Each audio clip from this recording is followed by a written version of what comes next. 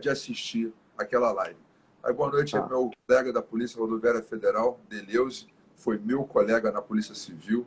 Ao Ítalo Lorenzon, também do Terça Livre, está nos assistindo. maravilha. Né? Então, deixo para quem, eu acho que todos, a maioria deve me conhecer, mas vamos lá. Eu sou procurador da República, fui professor de Direito Penal da Unic, fui delegado de polícia, né, e vários outros cargos. Na polícia também fui oficial de cartório policial civil, né? E o meu canal está aí para tentar simplificar para os leigos. Essa é a minha meta, simplificar para os leigos, mas ao mesmo tempo complicar para os especialistas. Né? O pessoal que acha que sabe alguma coisa, quando vai ver, não consegue responder as coisas que a gente fala aqui, né? Já o meu colega de Instituto Politeia, né, por favor, apresente-se, André Oliano, para aqueles que ainda não o conhecem. Tá bom. Então, eu sou o André Oliano, eu organizo aqui, fundei e organizo o Instituto Politeia, que é um blog parceiro da Gazeta do Povo. Sou colega do Kleber, de Ministério Público Federal. Sou professor de Direito Constitucional também aqui no Paraná. E já sou mestre em Economia. Hoje vou tocar alguns pontos aí que tangenciam, né, de um certo modo, Direito e Economia. E atualmente estou fazendo aí meu mestrado agora em Direito mesmo. Voltei, né? Fazia tempo que eu estava fora dos bancos escolares no que toca ao direito. Voltei aí, estou estudando a questão de ativismo judicial e tal. Dá para a gente fazer uma outra live aí, uma hora bem bacana. Perfeitamente. Ativismo judicial, eu até brinco que, na verdade, a gente já ultrapassou o ativismo judicial, né? O que o nosso Supremo tem feito hoje em dia. Ele teve como pressuposto um ativismo, mas já chegou num ponto que é pura pantocracia mesmo. Estão criando a própria realidade, não estão nem mais criando direito. Estão criando a realidade, estão dizendo o que é homem, o que não é, o que é o Estado, o que é a realidade, enfim. Né? Mas o Sim, tema de sim. hoje, pode falar. Não, não, só ia dizer aqui, realmente está bem avançado, né? Assim, eu estudo, agora estou estudando bastante essa discussão de direito comparado, basicamente Estados Unidos e Reino Unido, que é onde tenho visto mais viva a discussão. Tem um pouco no Canadá também, A e discussão alguns nem chega estudos aqui, né? sobre Corte Europeia de Direitos Humanos, mas o que eles discutem lá como ativismo não é nem próximo do que acontece aqui, né? E a Beleza. discussão em si mal, mal chega aqui, né? Chega uma coisa ou outra e não chega para o grande público e nem para os Sim, acadêmicos. De jeito nenhum, não vi nada sim. que pensasse em criticar o que é o ativismo judicial na faculdade ou nos estudos para concurso. Isso não entra em pauta, né? Isso é praticamente Não, não, não. pressuposto nos concursos que você seja favorável ao ativismo judicial e, por consequência, ministerial, né? Porque no Brasil é o Ministério Público que boa parte leva esse ativismo, possibilita, né, ao judiciário o ativismo, né? Sim. Até na pós-graduação, vou dizer que tem algumas escolas já de mestrado e doutorado em Direito que são críticas ao ativismo judicial, né? Tem na USP, tem ali na Unicinos, mas nesse ponto que você falou de graduação e estudos preparatórios, realmente é bastante consensual a opinião favorável, né? Então, basicamente, a pessoa que chega no Ministério Público e chega no Judiciário, eles não conseguem pensar fora disso, né? Sim. Eles sabem até que ouve falar, né, que existe um ativismo, mas obviamente nunca é o dele, né? Nunca é Sim, aquilo que ele aprendeu, tudo aquilo que ele aprendeu, né? Até sim. porque a nossa Constituição parece que foi desenhada para isso, né? Para que haja um ativismo, né? Então fica. Ela, de fato, ela abre, dá bastante margem, né? Mas vamos lá, vamos falar aqui de criminalidade, ô Kleber.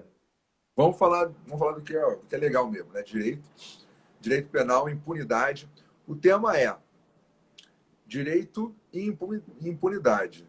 Quando o crime vale a pena. Então a gente vai fazer aqui uma análise econômica do direito, do que o criminoso, né? O que o criminoso pensa ao olhar para o nosso sistema de persecução penal.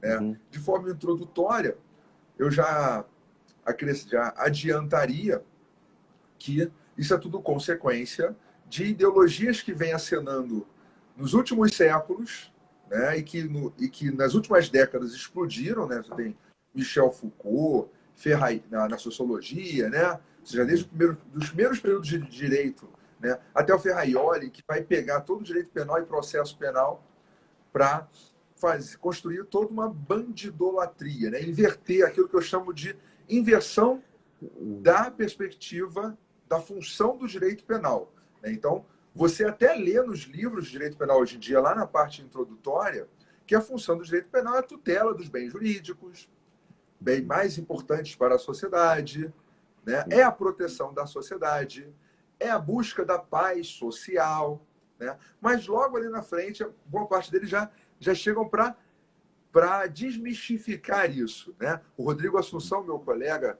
do curso do Mongenor, juiz estadual, está falando, deturpou o que o Ferraioli diz, né? Aquela brincadeira, né? Sempre deturparam o que Marx disse, deturparam o que o Ferraioli disse, né? O Ferraioli, o pai do garantismo.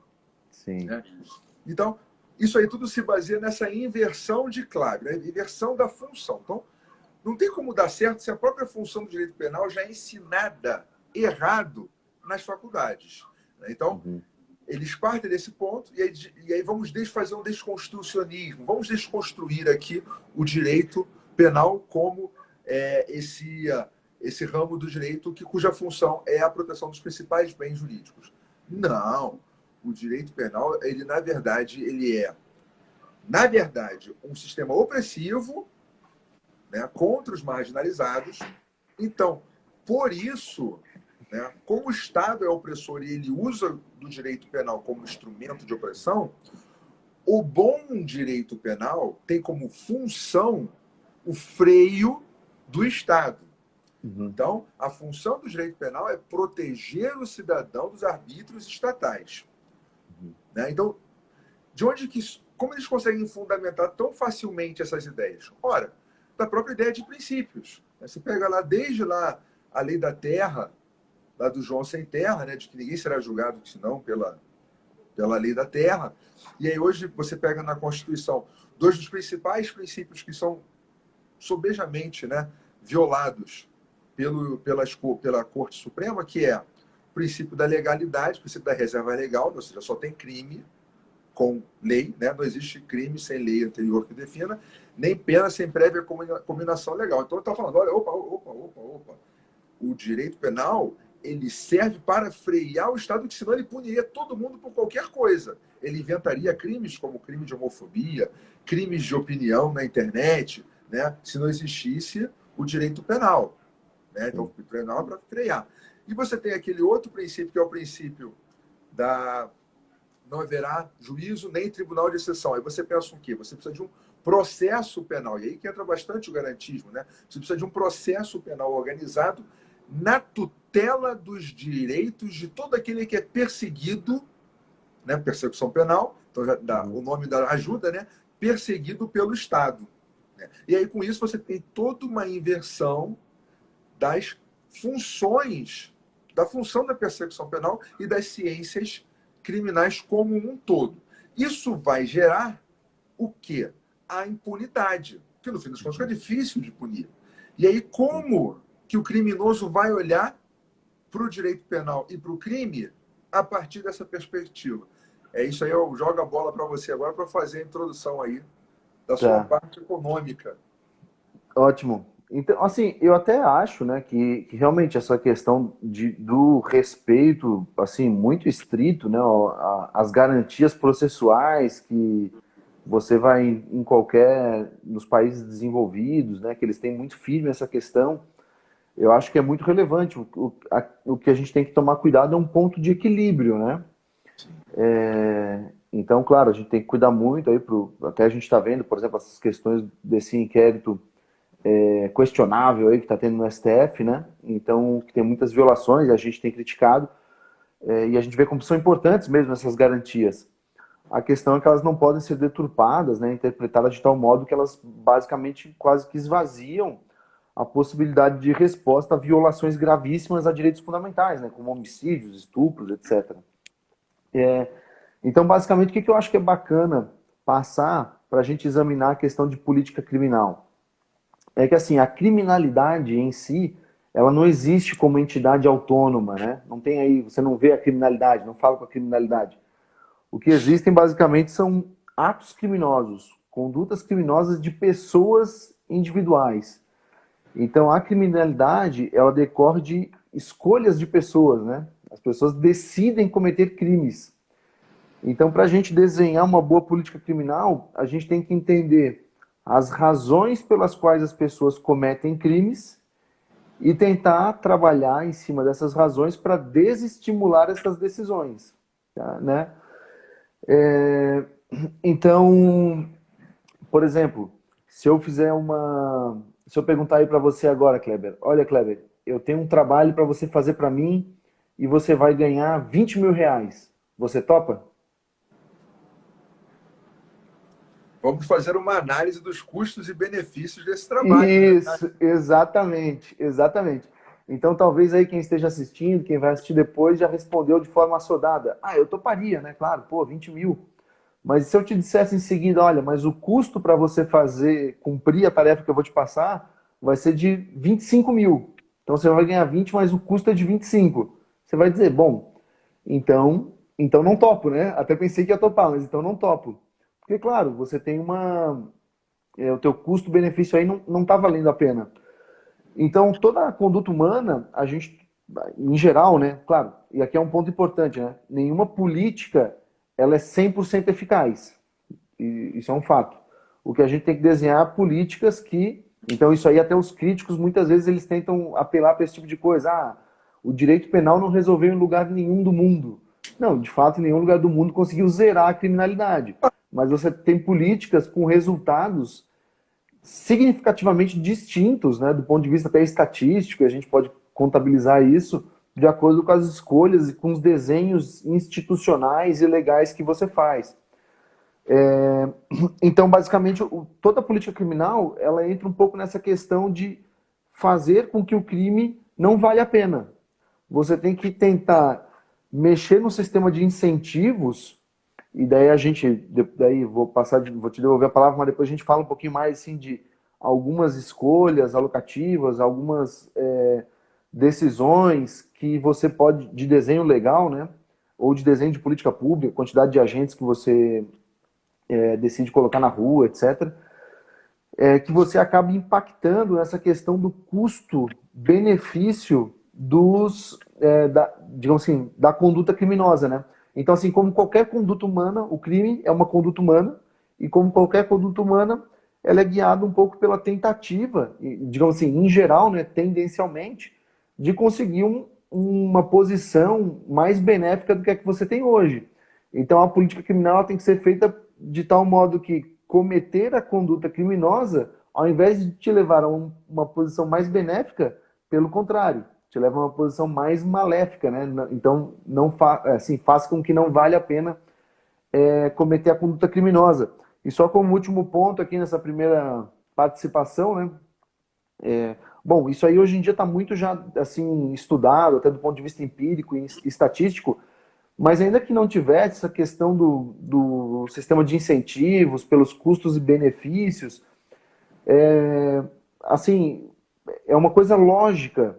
Então, por exemplo, você, Kleber, ou qualquer um aqui que vai assistir, que está assistindo, que vai assistir depois, se eu perguntasse aqui, ó, eu não conheço, digamos, as pessoas que estão assistindo, né?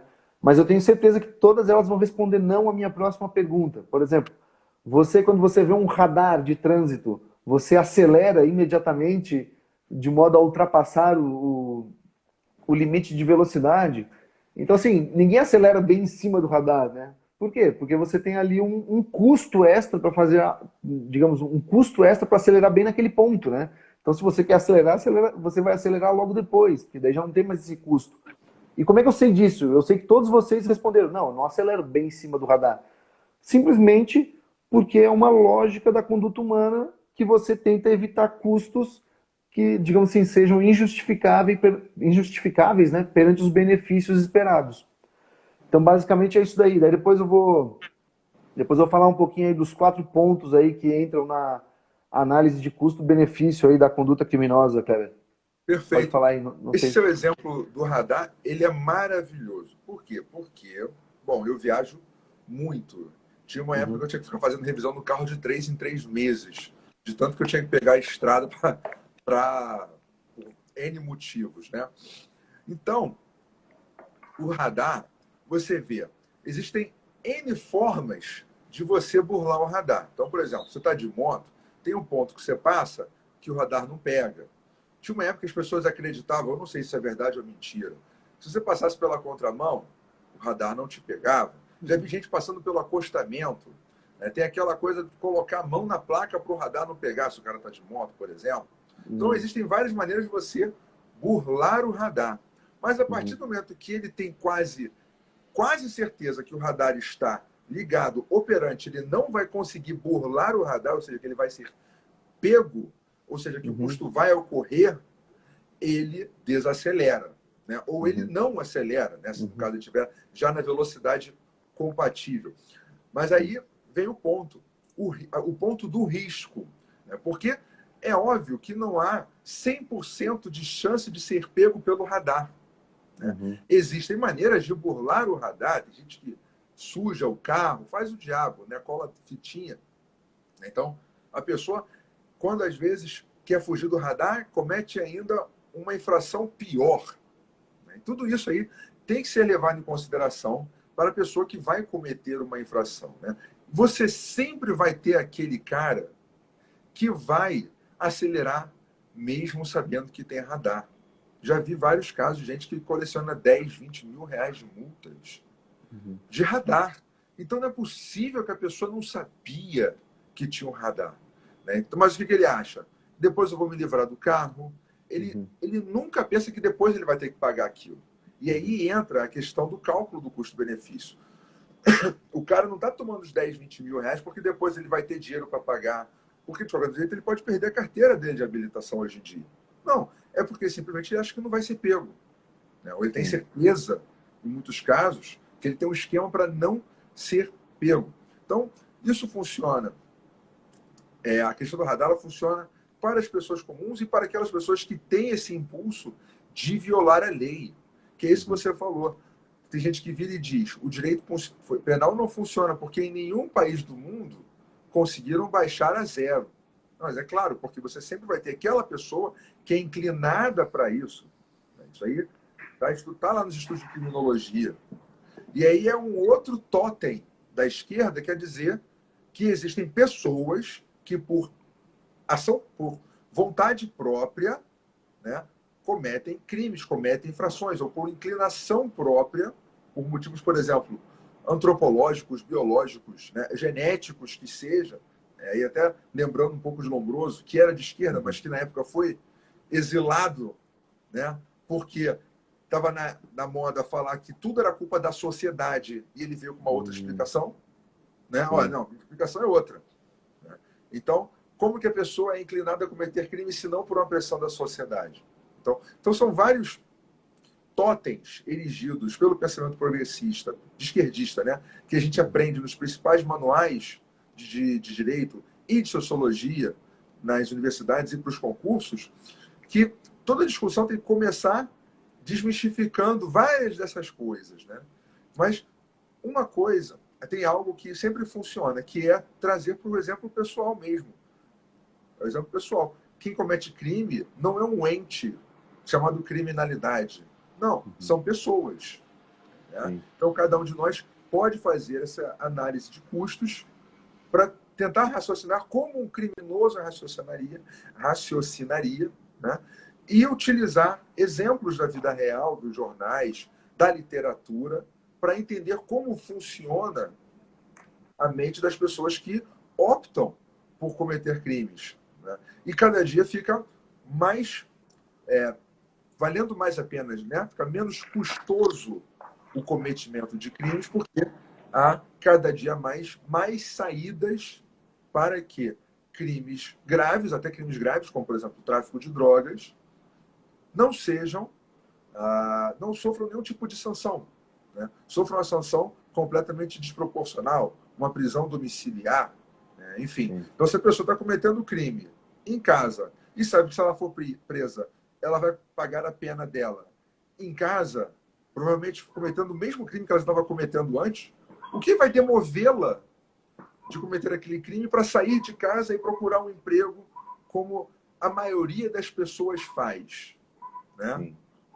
Então, devolvo-lhe aí para que você mostre para a gente esses pontos que Tá. são utilizados para análise do cometimento do crime. Não, perfeito. Eu acho que suas palavras bem bacanas. Só uma coisa que eu esqueci de falar, até essa questão das garantias, Kleber, e acho que é importante a gente frisar isso daí.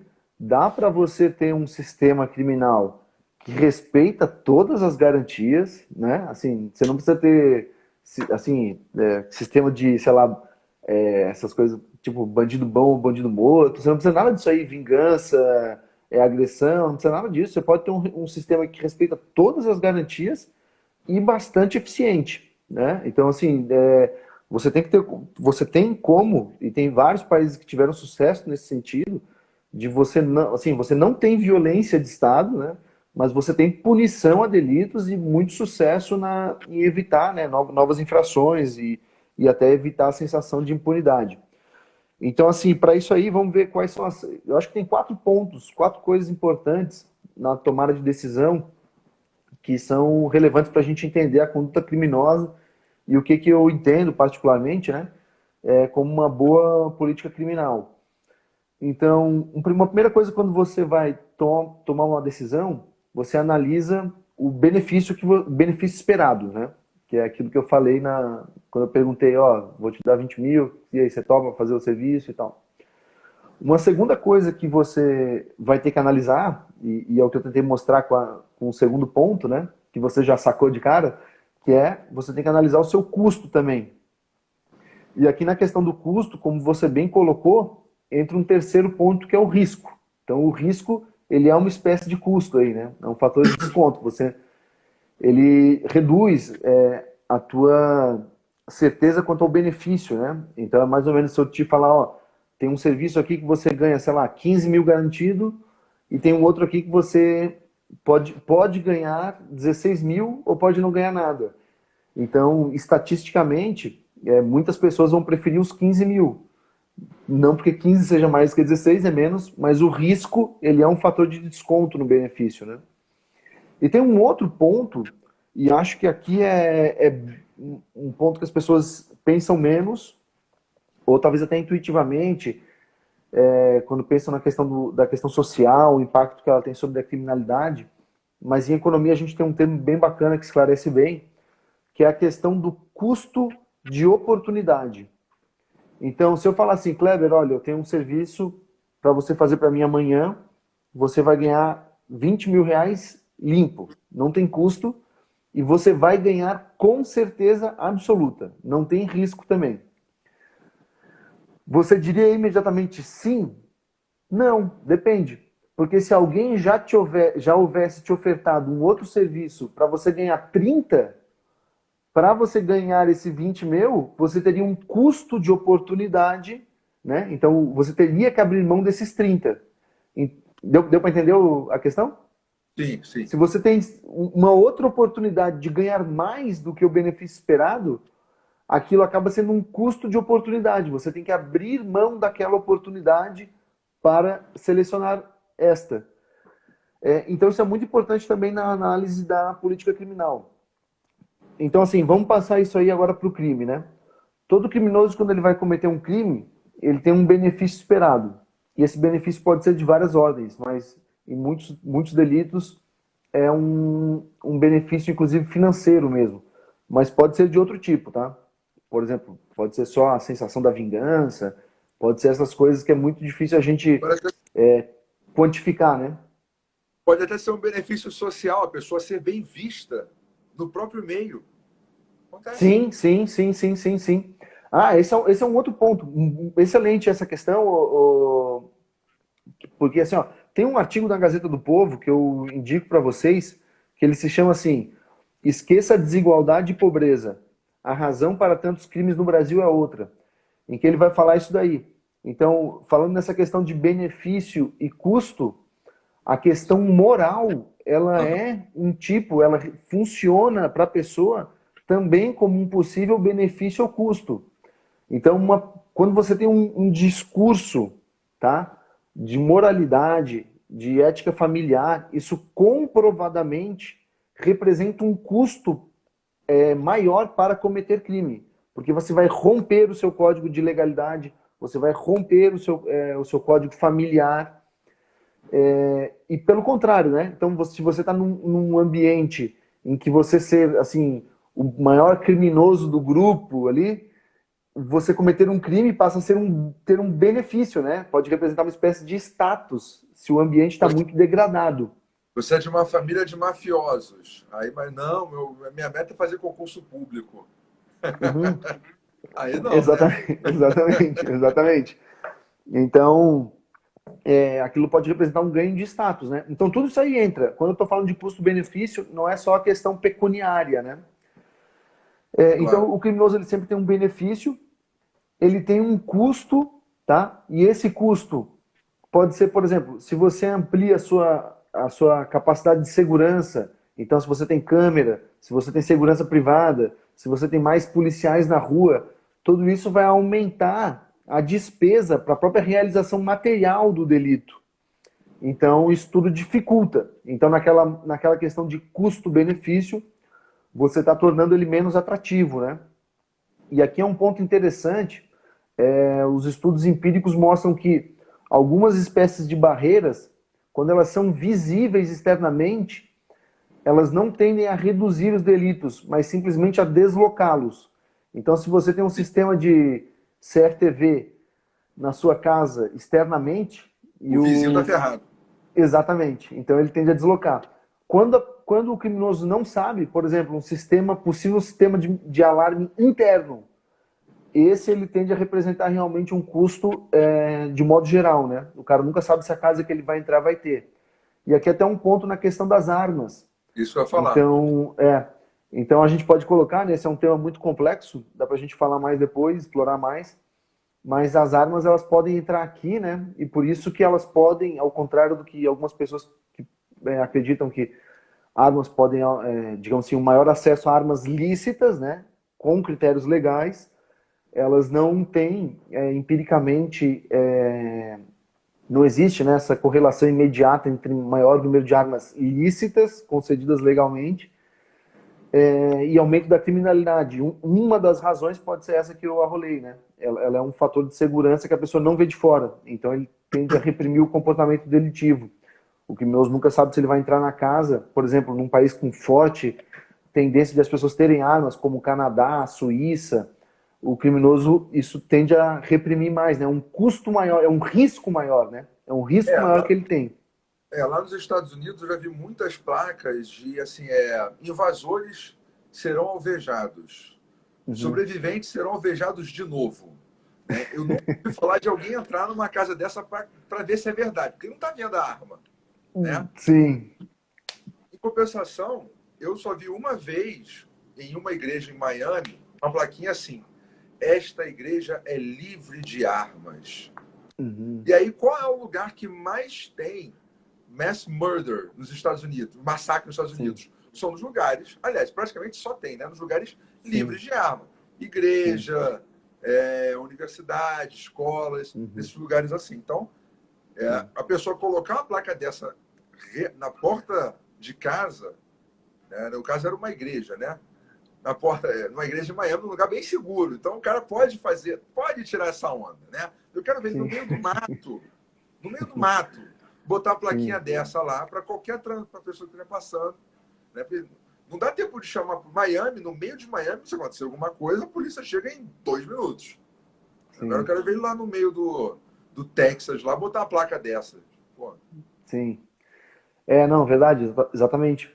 Então, isso aí que você falou até é uma forma da gente, digamos assim, perceber isso, né, intuitivamente. Essas guns free zones, elas têm elas concentram, né, esse tipo de ataque. E então a gente falou aí do benefício, falou do custo, falou do risco. Então, e aí entra um ponto interessante. A punição penal, ela é vista pelo criminoso como um custo, né? O risco de um custo. E aí que entra um ponto interessante. Por isso que se a legislação impõe penas, vamos colocar assim, proporcionalmente severas, né? Se ela não é excessivamente branda, isso representa um risco de custo para o criminoso. Então isso efetivamente, tudo bem, não resolveu em nenhum lugar do mundo, mas estatisticamente ela tem impacto significativo, tá? Se você tem uma pena muito branda ou se você tem uma punição proporcionalmente severa. E outro ponto, e daí aqui acho que até um ponto que a esquerda bate bastante, que eles acertam, e dá para a gente incorporar para essa questão da economia do crime, né? Que é, quando você tem uma economia que é pujante, que tem oferta de emprego e que os salários são razoáveis, isso funciona. Então, a tua capacidade de ganho lícito, ela funciona como aquilo que eu falei de custo de oportunidade. Então, o cara, quando ele vai cometer o delito, né? Se ele vai se dedicar a uma atividade criminosa, ele não pode ao mesmo tempo se dedicar a uma atividade lícita, e se ele for preso, ele vai ter que ficar um bom tempo sem os ganhos lícitos. Então, o custo, isso tudo é um custo de oportunidade numa boa economia, né? Muito grande.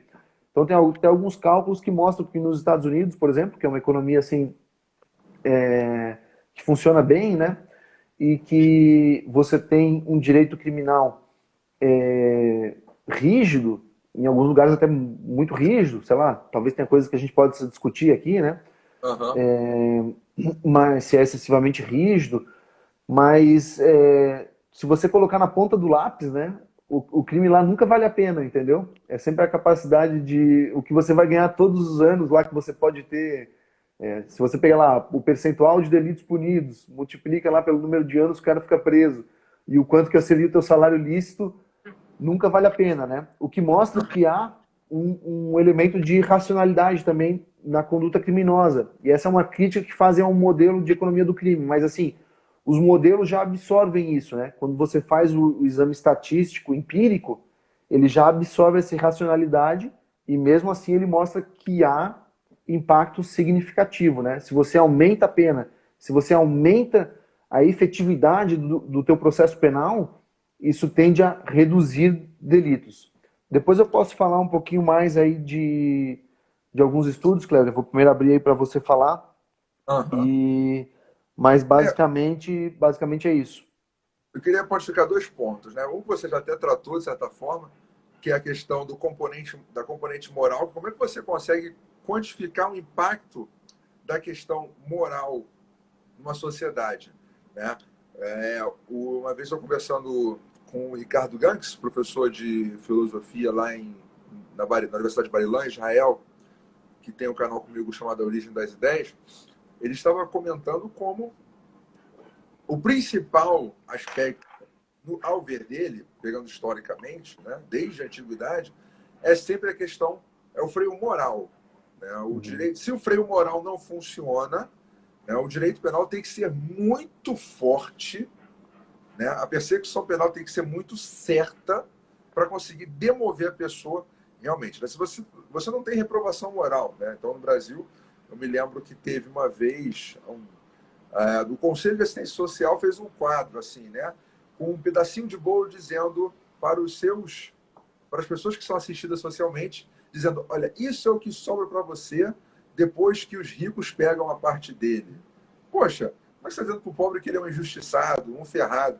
Em vez de falar assim, não, não, vamos ajudá-lo a sair daí para você trabalhar e tudo mais, não, não. Você é um injustiçado. Qual tipo de justiça que aquela pessoa vai buscar? Né? Então já é um começo de inversão moral. Um outro aspecto, aí passando a questão moral, indo para o custo-benefício, é que além da baixa probabilidade de que aquela pena imposta no Brasil seja efetivamente imposta à pessoa, né? Então já vamos tirar tudo, né? Digamos que a pena é abstrata de 10 anos. A gente sabe que ela vai responder por 3 anos, 2 anos, enfim. Mas vamos pensar por outro aspecto, vamos botar em termos pecuniários mesmo, para ficar mais fácil da pessoa visualizar. Olha só, se você fizer isso aqui, você vai ganhar 20 mil, mas tem um risco muito pequeno de você ser pego e perder 15, perder 10. Então a pessoa vai ter um lucro de qualquer jeito de 5 a 10. Né? Então, pensa no tráfico de drogas. Olha só, você vai ganhar dinheiro por um bom tempo aqui, por um bom tempo. você vai viver razoavelmente livre, né? Não toda a liberdade do mundo, você vai viver razoavelmente livre, não vai, às vezes, botar o seu pé em alguns lugares que você pode ser preso, né? Mas se você for pego, muito provavelmente você vai continuar, se for uma mulher, mãe, tudo mais, pegar uma pena em casa. E os gastos, os custos, todos os ganhos que você teve com o tráfico de drogas, você não vai perder nada. Não existem mecanismos eficientes no Brasil para que consigam retirar tudo que a pessoa ganhou com o crime. Às vezes até consegue tirar de alguma parte, se aqueles bens são de alguma forma rastreáveis. Eles não foram completamente gastos, né? Porque ainda tem a dívida pecuniária da pessoa não pode ser transferida para uma prisão. Então, a pessoa causou, por exemplo, um prejuízo digamos assim, um corrupto, ele causa um prejuízo de R$1 milhão. Aí ele tem que ser preso. Recebe uma pena lá de 2 anos, digamos, pena mínima, 2 anos. E R$1 milhão, gastei tudo. Então você vai ficar preso mais 10 anos. 1 milhão para cada. Não. Você não tem como pagar, não tem como pagar. A gente vai ficar aqui tentando te cobrar durante os próximos anos, mas esse 1 milhão é seu. Ficou para você. Você já gastou, você escondeu, você botou não sei aonde, acabou. Então acaba que, em termos de custo, o custo de ser pego ainda muitas vezes continua sendo menor do que o que se ganhou. Então, como é que você vai falar que muitos crimes não valem a pena? Fizeram um levantamento, acho que 3% dos crimes no Brasil que efetivamente levam à prisão. Sim. Alguém está falando justamente dos crimes financeiros. É exatamente o exemplo do que eu estou dando. A pessoa comete um crime financeiro. Se ela não tiver como pagar aquilo por algum motivo, não se conseguir rastrear aquilo, os lucros que ela teve vão ficar por aí, por isso mesmo. Não vão ser convertidos em outro tipo de pena. Né? E a pena, muitas vezes, vai ser uma pena baixa. Como não é um crime com violência ou grave ameaça, assim como o tráfico de drogas, em tese, a esquerda deveria defender que nem cabe prisão para eles, mas vamos ver que não é bem assim. A nossa subprocuradora-geral da República, aqui eu estou opinando não como procurador, tá, gente? Estou falando aqui como membro do Ministério Público Pró-Sociedade e professor de Direito. Mas existe uma subprocuradora-geral da República chamada Ela Vieco, que ela tem escrito em artigo que pessoas da classe mais pobre não adianta ser preso porque a prisão não funciona.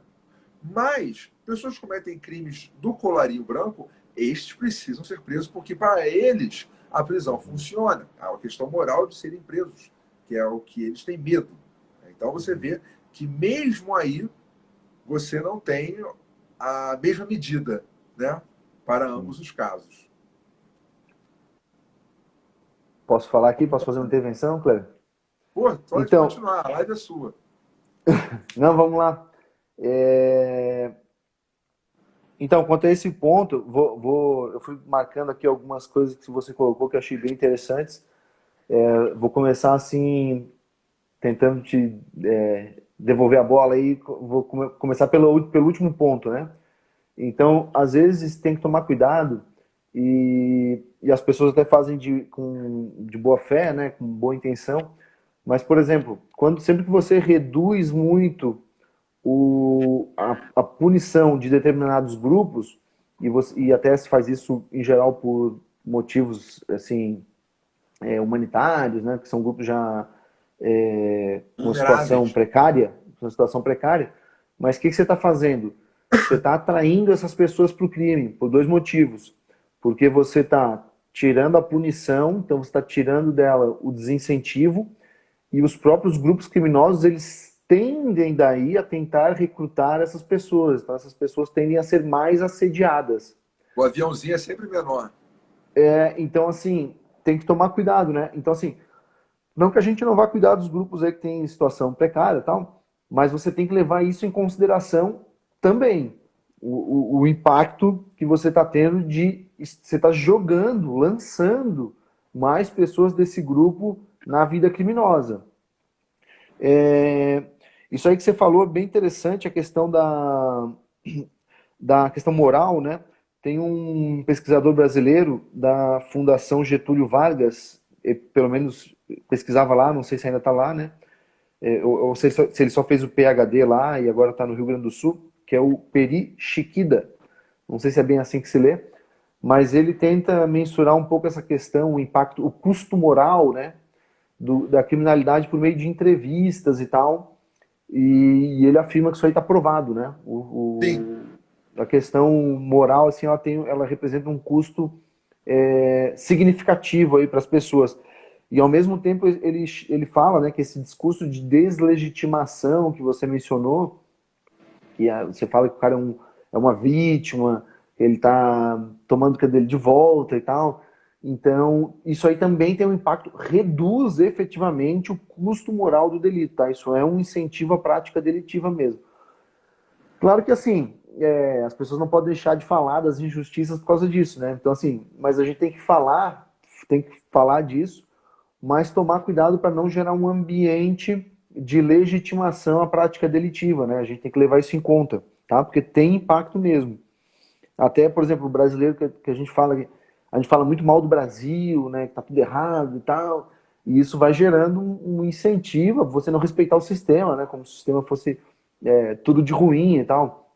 E não é assim, né? Basta você comparar o Brasil com outros países e tal. Você vai ver que o nosso sistema aqui é melhor aqui do que em outros lugares muito piores, né?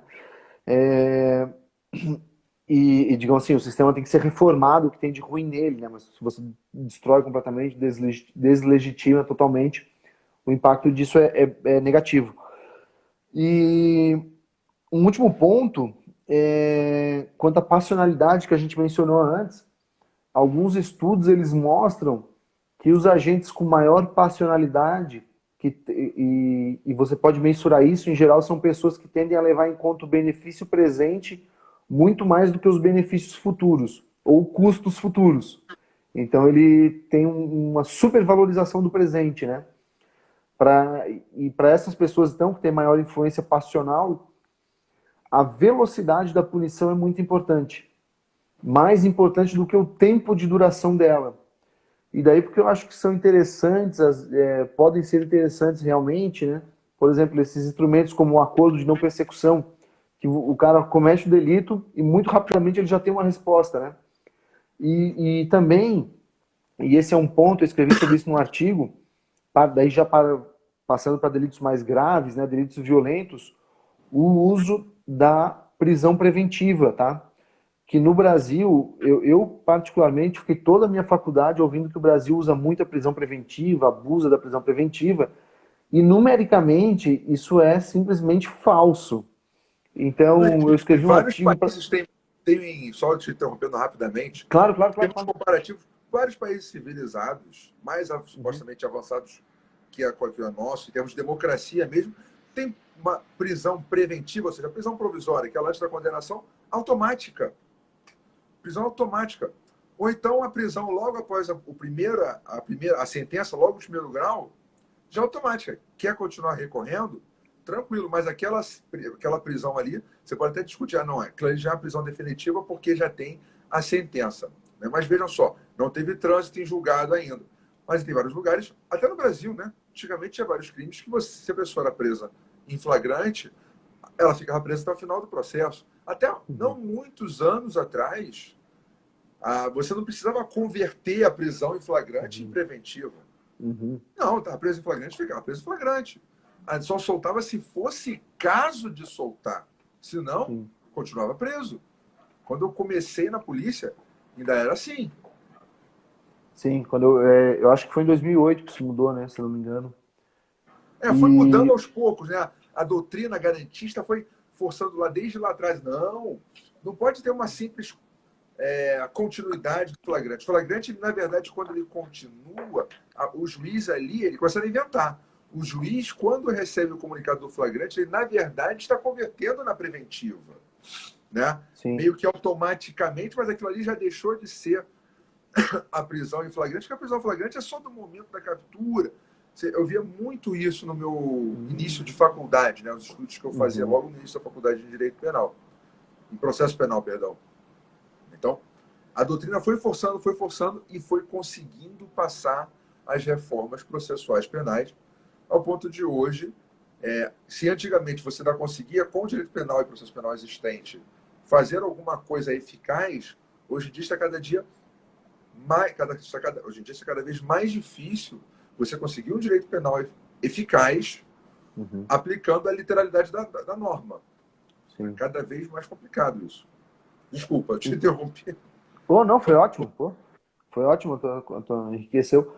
Eu só queria colocar alguma questão, uma questão numérica, né? No Prison Studies, que é um site que coloca muitos dados comparados de vários países, né? Prison Studies.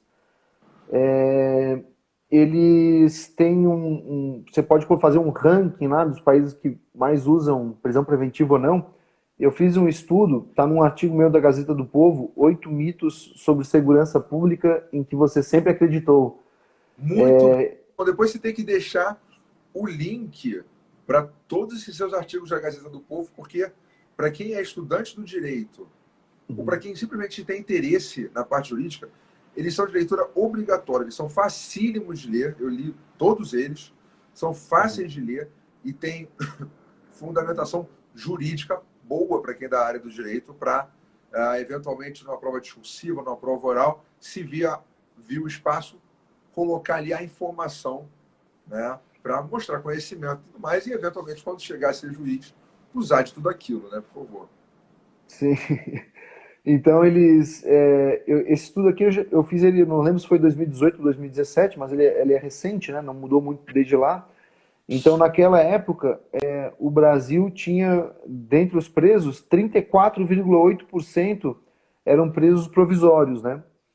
Isso nos colocava na 85ª colocação no mundo em países que mais usam prisão preventiva, atrás de nações como Dinamarca, Canadá e Suíça. E mesmo na América do Sul, nós éramos um dos países que menos prendia provisoriamente. Só prendia menos do que a gente Colômbia, Chile e Guiana Francesa. Nem a Venezuela, aquele poço de democracia.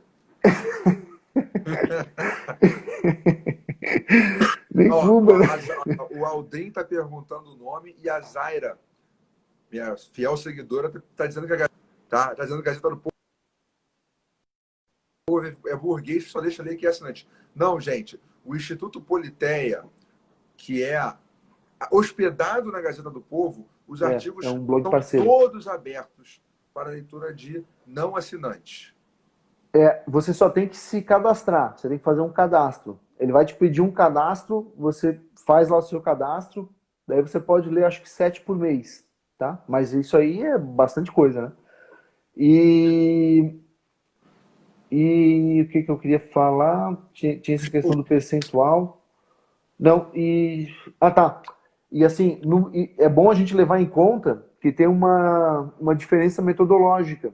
Porque no Brasil, como a gente só considera a prisão definitiva após o trânsito em julgado, depois de julgado em 4 instâncias, nos outros países não é assim. Então ela deixa de ser provisória já ou no primeiro grau ou no segundo grau. Então se a gente fosse seguir a metodologia dos outros países, a nossa colocação seria ainda mais baixa, né, nesse ranking aqui. Uhum. Então isso aí, passo aí a palavra para você, ô Kleber. Depois eu só vou passar alguns estudos assim que já existem para quem quiser depois aprofundar. Mas pode falar aí, faça suas colocações agora. Faltam menos de 10 minutos, então realmente a gente já vai até para as considerações finais daqui a pouco. Deixar aqui registrado o Bruno Magalhães, do Travessias, nosso grande colega do Instituto Politeia, né? Lá atrás, fomos nós 3 que fundamos o Instituto Politeia, né? Sim. Acabou que o André, que hoje que realmente cuida, felizmente ele está lá cuidando toda semana, ele coloca alguma coisa lá, né? Temos que fazer uma outra live com o Bruno. Temos que nós 3 fazer live com o Bruno, todos nós, tá? O Wilhelm falou que a lógica dos riscos da atividade também se aplica no campo da delação premiada. Por diversas vezes o delator cumpre a pena, enquanto o delatado no campo processual não é alcançado. Você tem vários problemas aí do custo né? De novo, a questão econômica, né? Você tem estudos sobre isso. Você já caiu em prova de concurso público, se eu não me engano, a questão de duas pessoas que sabem que um vai delatar o outro, né? Esse é o primeiro contato que eu tive com a economia do crime foi essa. Duas pessoas que vão delatar o outro. Como que cada Dilema um dos se prisioneiros, o nome comporta? disso. Hã? É o dilema dos prisioneiros, o nome desse modelo, né? Dilema dos prisioneiros. Dos prisioneiros. Aí, ó, o Bruno Magalhães chama a gente de fazer uma live no Veredas. Vamos dar um jeito de fazer uma live no Veredas. Outra colega, Bianca Araújo, colega aí, no meu caso, esposa. Deixando abraço para o colega Bruno e para o André. Poucas Valeu. intervenções hoje, a Bianca Araújo não fez seus maravilhosos comentários, não houve dúvidas aqui que ela pudesse dar para a gente. Não tivemos nenhuma dúvida até o momento aqui que ela pudesse nos auxiliar. Mas, enfim, a questão econômica, na parte moral, a meu ver, realmente, eu considero que a questão moral é a mais importante. E eu sempre vejo no Brasil como que isso se reflete. É difícil você fazer uma estatística, mas fica muito claro quando você olha para Rio de Janeiro e São Paulo, lugares onde há uma grande influência cultural dessa cultura da bandidolatria, como os criminosos realmente, de todos os tipos, né, se sentem mais à vontade para cometer mais crimes. Né? Até esses vândalos, terroristas de Antifa e tudo mais, se sentem moralmente justificados para cometer crimes, enquanto em outros lugares do Brasil, você pega lá o norte, o interiorzão lá do norte do Brasil, em que você tem uma pobreza ainda muito maior, né? Pessoas muito mais pobres do que aquelas que vivem nas favelas do Rio de Janeiro e que não cometem crime algum. Né? Ou seja, porque você tem um custo moral muito grande também fora dos grandes centros urbanos. Nos grandes centros urbanos, você comete crimes e no seu ambiente ali, você pode ser até valorizado pelo cometimento do crime e você não sabe quem é a vítima. Então você também tem a questão da despersonalização. A sua vítima é aquele burguês opressor. Se a favela descer para o asfalto, quantas vezes já não ouvimos isso? Se a favela descer para o asfalto, acabou a sociedade. Né? Eles tomam tudo. Né? Então, e lá no norte, ou qualquer cidade pequena, você não tem essa separação. Se ele for cometer um crime, vai cometer um crime contra uma pessoa que ele conhece. Né? Então você não tem essa despersonalização do seu inimigo de classe. Você não tem essa divisão. E tem efetivamente uma reprovação moral. Né? A Manuele está falando aqui, daria para fazer uma ligação entre o abandono parental e a diminuição do custo moral pelo cometimento de crimes? Como mencionado pelo próprio ex-presidente Obama, né? Porque há uma estatística comprovando a questão do abandono parental, principalmente o abandono com relação a esse aumento da probabilidade de cometimento de crimes. De novo, gente, o principal é sempre a vontade humana. Sempre há a vontade. O Manuel está falando que é Manuel Estevam, não é Manuele. Desculpa, Manuel, foi mal, porque não dá, a foto está muito pequenininha aqui para eu ver que você é um homem de óculos escuros aqui. Foi mal. Então, você tem Manuel essa... foi meu aluno. O Manuel foi seu aluno? Ah, então. Foi meu aluno. Foi meu Quer dizer, aluno. Manuel, desculpa. Por isso que eu não soube que era homem, porque ele é seu aluno. Não é um dos meus seguidores. Meus seguidores aí, fiéis, já olha que já sei quem são já. Né? Então, não, mas era exatamente isso que eu queria falar da questão agora até da estatística do abandono parental, né? Como é que isso reflete, mas, de novo, o mais importante, buscando lá São Tomás de Aquino, todos citam, né, São Tomás de Aquino nesse ponto, o principal componente do crime é a vontade. Né? Então, você tem as circunstâncias externas, outras circunstâncias que vão ali apenas aumentar esse risco, né? Diminuir o custo, falando em termos econômicos.